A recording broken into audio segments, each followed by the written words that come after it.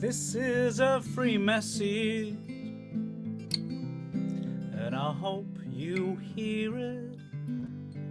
It doesn't need anything special, just needs you near, and it's hoping you'll be there at the end of his day, in a home that you've made in your very own way. Just a courtesy call to say my friend needs you.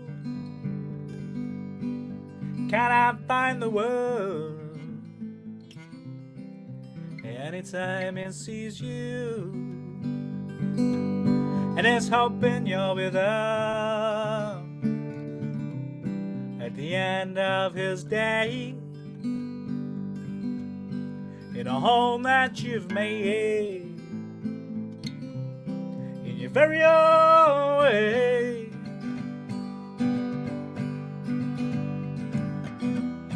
But it's not so simple now, and who said it should be?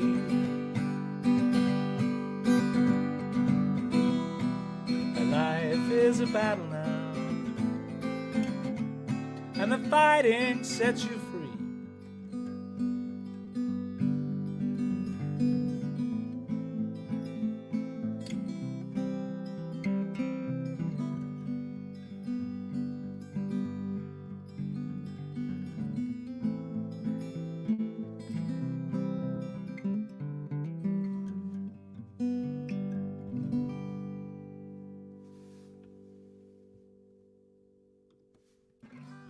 Hey, I was just playing a bit there to see if some people would join in, basically.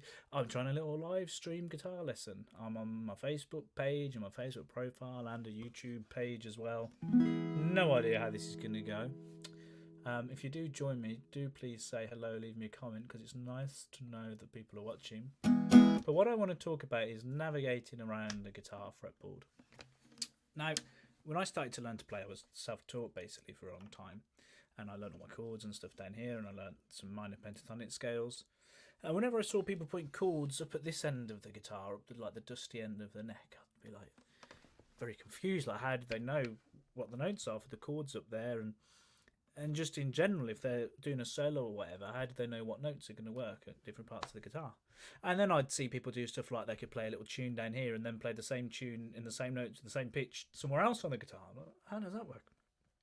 And the thing that really blew my mind with guitar, but music in general, is this idea that there's only 12 notes. Which sounds like a strange thing to say, because if you look at a piano keyboard, you've got 88 keys on that piano keyboard. But there's only 12 note names. Think about it, you've got a C there, and then you've got an octave higher C. So they're both C's, but they're an octave apart, and then another. So it's the same notes going across. And if you count on a piano keyboard, you'll only find 12 note names. All right, they're named after letters of the alphabet. We'll start with A, because that's the first letter of the alphabet, and it goes from A to A in the next octave. Now, on a piano, you've got white notes and you've got black notes. And we tend to call those black notes sharps, and they come in between white notes. And the real key thing to understand is that two of those white notes don't have a black note next to them. Or in other words, two notes don't have sharps next to them. Okay, so the notes we've got are A sharp, B, C, C sharp, D, D sharp, E, F, F sharp, G, G sharp. And then it starts again in the next octave on A again. So the notes B and E don't have sharps. Now on the guitar, each fret is one semitone, or one gap on the piano, if you like. So each time you go along one fret, it's like playing the next key on a piano. So this string here, if I'm in standard tuning, is called E. So like a piano keyboard, E. Now we said E doesn't have a sharp next to it. So when I go to fret 1, I've gone one key along on the piano, so I've gone straight to F. So that note there is an F. What's the next one? That's an F sharp. And it continues. G, G sharp, A sharp, B. B doesn't have a sharp, so we go straight to C, C sharp, D, D sharp, and E. between there and there, I have all 12 note names. And then this is the E again in the next octave. And it just so happens that this is fret 12. It's a very important fret, that's why it's got the 2 dots on it. On every string, it's the same note as you started on, an octave higher. Okay, so this string is called A, A sharp, B, C, C sharp, D, D sharp, E, F, F sharp, G, G sharp, A again, an octave higher, same on D. So between there and there, you've got all the possible note names. Now when you think about it that way, that there's only 12 notes in effect, it makes the fretboard suddenly seem a little bit less frightening, because you think, well, whatever I'm doing, whatever I play, it's only one of those 12 note names. That's the first thing. An idea that helps with this, and another one that I used to hear people talking about when I was first learning and be really confused by and think it was something really complicated, is the caged system. You hear people talk about the caged system. And it's not complicated at all, it's a dead simple idea. And it's just a way of thinking about the guitar fretboard. And what cage does is it takes 5 chord shapes and makes them movable shapes that you can put anywhere on the neck. So it gives you 5 different ways of playing every single major chord.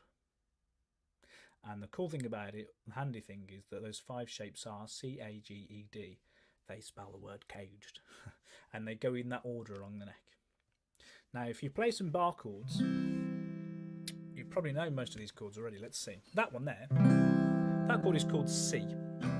It's an open C because the combination of where the fingers are and the open strings makes a C chord. So that's a C. Okay. That note there is C.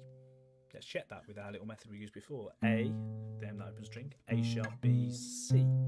So that's a C note. There's 2 C's in this here. There's that one and there's that one.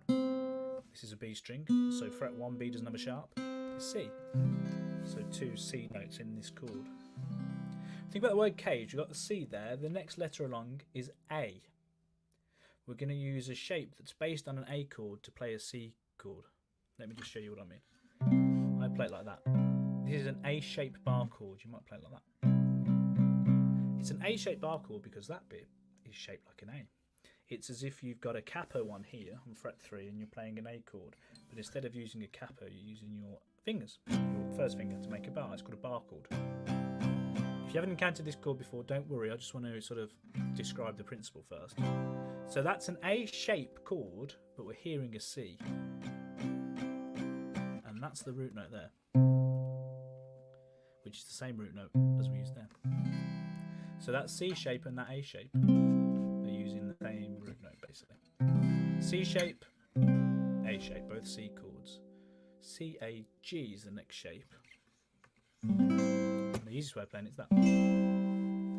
Now why am I calling that a G shape? Because the full thing would be this. And it might take a bit of imagination, but hopefully you can see that that bit there is like a G chord. I'm using different fingers, and I'm using my first finger as a bar, or like a capo. That's a G-shaped bar chord. Now it's not a very pleasant shape to play, so we can just play the top of it like that. But cool, and if you can spot it, is that that note there, or those notes there rather, where my first finger is, are the same as those there, or if you do it that way. The D string, the G string and the B string at fret 5. So that's the G shape, that's the A shape, they're sharing that bit. My little finger is on the note C. So I've gone C shape, A shape, G shape. What's the next letter? It's an E. This is an E-shaped bar chord. If you've learned just one bar chord, it's probably this one, an E-shaped bar chord. Again, this bit is shaped like an E. That's like the capo one there, it's an E. And that's got the same root note, C on the E string. So I've gone C shape, A shape, G shape, E shape. Just finish off the idea. At the end of the word cage, you've got the letter D. And I'm going to play this little D. It's like a D chord, but I moved it all the way up to fret 12. These 2 fingers are on fret 12. That gives me the note C. The way I'm playing it, I'm just playing the top 3 strings. Okay, so I've gone all the way along the neck, playing C chords.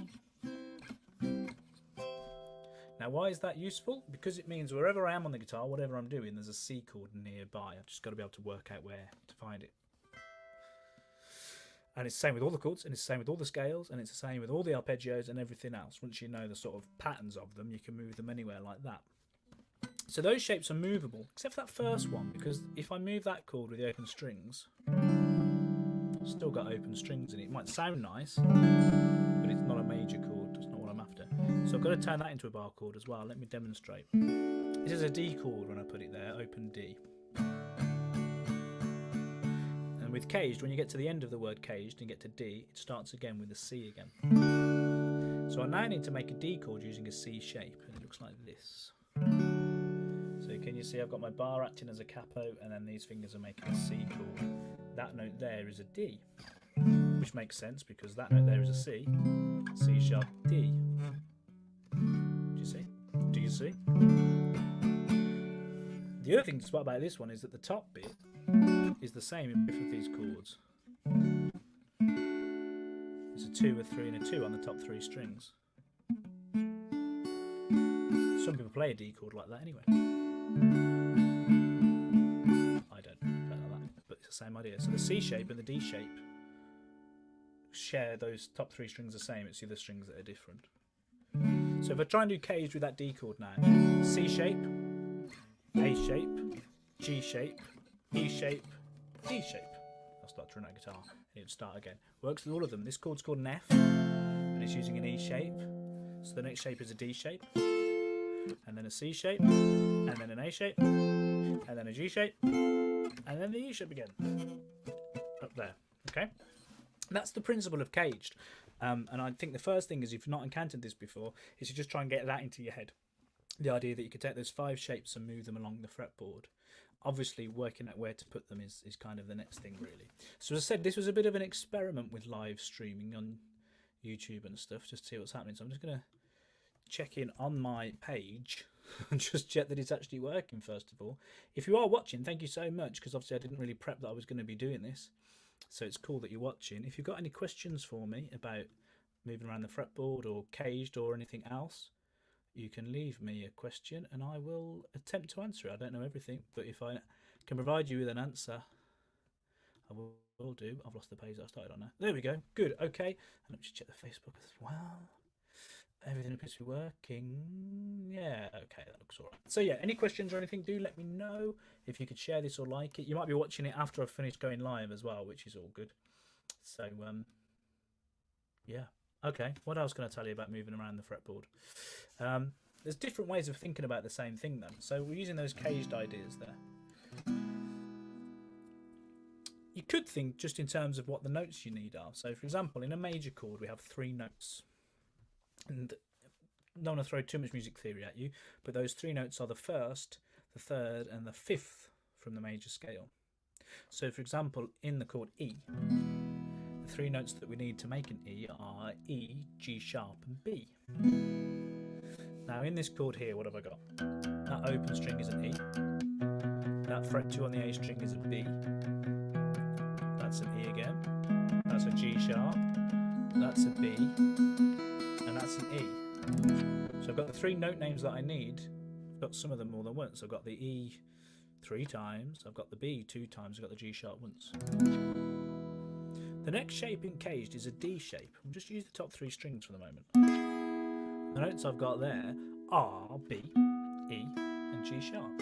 So they're the same 3 notes, but in a different order. Just think about these top 3 strings.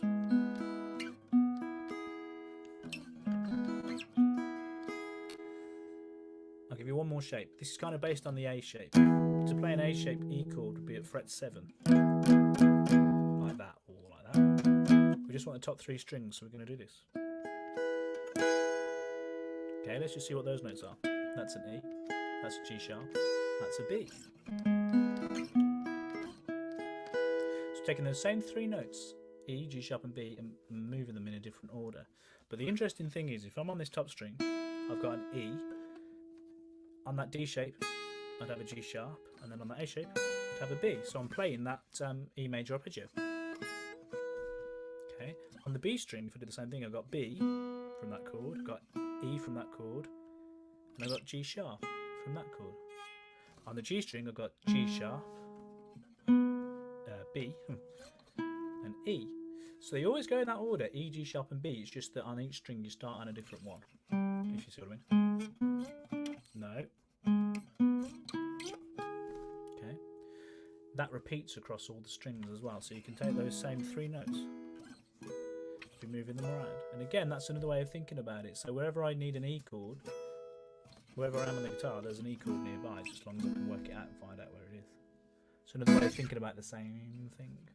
Okay, it doesn't look as if we're going to have any questions, and this was mainly just a test, and I've been rabbiting away for about 15 minutes, so I think I'm going to leave it there, although we've just had a few more people join. If you can leave me, if you want to ask a question, you've got a few moments to do that, and then I'll try and answer it. Interesting. Okay, I've never done it via StreamYard straight onto YouTube before, so there you go. If you're on Facebook or you're on YouTube, wherever you are, you can ask me a quick question. While I'm waiting for that, I'll give you a bit of a blurb about myself. My name's Robert Lane. I'm a musician based in the UK.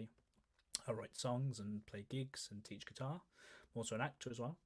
I have a podcast about creativity called the Robert Lane Creative Careers Podcast, where I talk to various creatives about how they make their work and how they make a living, which I find interesting. I've spoken to like musicians, actors, writers, directors, a hypnotist, a casting agent, all sorts of interesting people.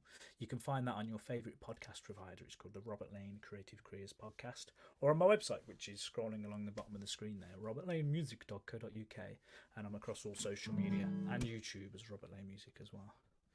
Okay, it doesn't look like we're going to get any questions. That's all right, because I didn't really do any didn't really put the word out that I was going to be doing this, so people just watching it randomly. That's really cool. Thank you so much for joining in. I hope that's been some help. If you think of a question in the meantime, feel free to send me a message on social media or on YouTube, and hopefully we'll do this again soon. All right.